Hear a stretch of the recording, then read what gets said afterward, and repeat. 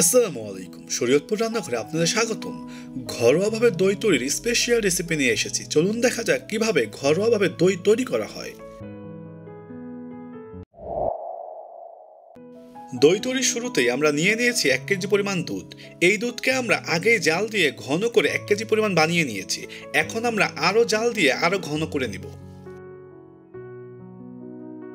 দুধ জাল করার সময় অনবরত নাড়তে হবে, কেননা দুধ জাল করার সময় দুধ বলকে এসে উপচে পড়ে যেতে পারে, এতে দুধের আসল স্বাদ নষ্ট হয়ে যায়। তাই আমরা দুধ জাল করার সময় অনবরত নাড়বো এবং চুলার আঁচ মিডিয়াম রাখবো।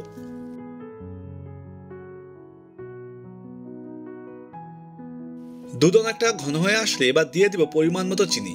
যে যতটা মিষ্টি পছন্দ করি সেই অনুযায়ী চিনি দিব। এখানে আমরা 1 কেজি পরিমাণ দুধের জন্য 3 থেকে 4 চামচ পরিমাণ চিনি দিয়েছি। চিনি দেওয়ার পরে চিনিগুলো গলে দুধ একটু পাতলা হয়ে যেতে পারে, এজন্য আমরা আবার আস্তে আস্তে নেড়ে নেড়ে ভালোভাবে জাল করে নিব। দেখা যাচ্ছে চিনি দেওয়ার পরে দুধ জাল করতে করতে অনেকটা ঘন হয়ে এসেছে। এবার আমরা ক্যারামেল তৈরি করে নিব। ক্যারামেল তৈরির জন্য একটি পাত্রে পরিমাণ মতো চিনি দিয়ে দিব। এখানে আমরা 1 চা চামচ পরিমাণ চিনি নিয়েছি। এরপর এর মধ্যে দিয়ে দিব সামান্য পরিমাণ পানি। এই পানির সাহায্যে চিনিগুলোকে আস্তে আস্তে আশিয়ে নিব। ক্যারামেল তৈরির সময় চুলার আঁচ একদম কম রাখবো এবং অনবরত নাড়ার চেষ্টা করব, কেননা হঠাৎ পুড়ে গিয়ে তিতা হয়ে যেতে পারে। চিনি আসাতে আসাতে যখন একটি গাঢ় কালার আসবে এবং সুন্দর একটা ঘ্রাণ ছাড়বে, তখন আমরা এর মধ্যে দুধগুলো ঢেলে দিব। আমাদের ক্যারামেল একদম প্রস্তুত। এবার এর মধ্যে আগে থেকে জাল করা দুধগুলো ঢেলে দিব। এরপর ক্যারামেলের সাথে দুধগুলোকে আস্তে আস্তে জাল করব।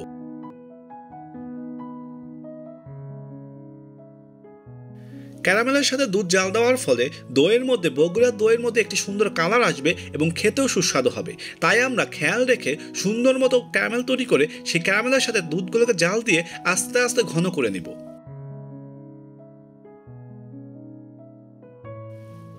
দুধ জাল করতে করতে অনেকটা ঘন হয়ে এসেছে এবং কালারও সুন্দর হয়ে এসেছে। এবার আমরা এতে দিয়ে দিব আগে থেকেই গুলিয়ে নেওয়া 2 থেকে 3 চা চামচ গুঁড়া দুধ। গুঁড়া দুধ দেওয়ার ফলে দইয়ে যেরকম স্বাদ বৃদ্ধি পাবে, তেমনি দই ঘনও হবে। এভাবে গুঁড়া দুধ দেওয়ার ফলে দইয়ের একটি সুন্দর ঘ্রাণ আসবে এবং খেতেও সুস্বাদু হবে। তাই গুঁড়া দুধ দেওয়ার পরে আমরা দুধগুলোকে আরও ভালোভাবে জাল করে নিব এবং অনেকটা ঘন করে নিব। দইয়ের জন্য দুধ জাল করা একদম শেষ। এবার আমরা নামিয়ে ঠান্ডা করে নিব। দই জমানোর পূর্বে দুধগুলোকে ভালোভাবে ঠান্ডা করে নিয়ে এরপর এর মধ্যে দইয়ের বীজ দিতে হবে, কেননা গরম অবস্থায় দইয়ের বীজ দিলে দুধগুলো ফেটে যেতে পারে। এই জন্য আমরা যথেষ্ট পরিমাণ ঠান্ডা করে নিব। এরপর এর মধ্যে দইয়ের বীজ দিব। জাল করা দুধকে বাতাসে রেখে অনবরত নেড়ে নেড়ে ঠান্ডা করার সময় দেখতে হবে আসলে ঠান্ডা হয়েছে কিনা। তাই আমরা এভাবে চেক করে দেখব দুধ ঠান্ডা হয়েছে কিনা। এরপরে দুধের মধ্যে দইয়ের বীজ অ্যাড করব।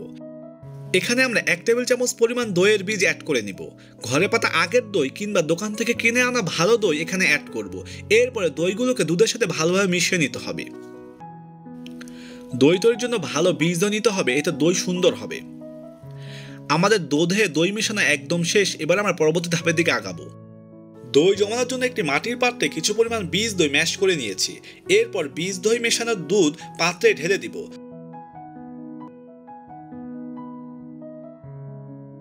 এবার মাটির পাত্রগুলোকে পলিথিন দিয়ে ভালোভাবে মুড়িয়ে দিব, যাতে ভিতর থেকে কোনো বাতাস বাহিরে না আসতে পারে এবং বাহির থেকে কোনো বাতাস ভিতরে ঢুকতে না পারে।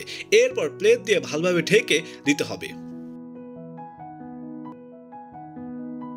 এবার ঢেকে রাখা দইয়ের পাত্রগুলোকে ভারী বা গরম কাপড় দিয়ে 7 থেকে 8 ঘন্টার জন্য ঢেকে রাখবো। এরপরে আমরা বের করে নিব। তখন আমাদের দই একদম প্রস্তুত থাকবে। আমাদের দই একদম প্রস্তুত, একদম সুন্দরভাবে জমেছে এবং সুন্দর রঙও এসেছে।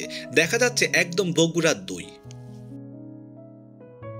দেখা যাচ্ছে যে আমাদের দই অনেকটা সুন্দর জমেছে এবং দইয়ের থিকনেস এবং টেক্সচার অনেকটা ভালো এসেছে এবং খেতেও খুবই সুস্বাদু হয়েছে।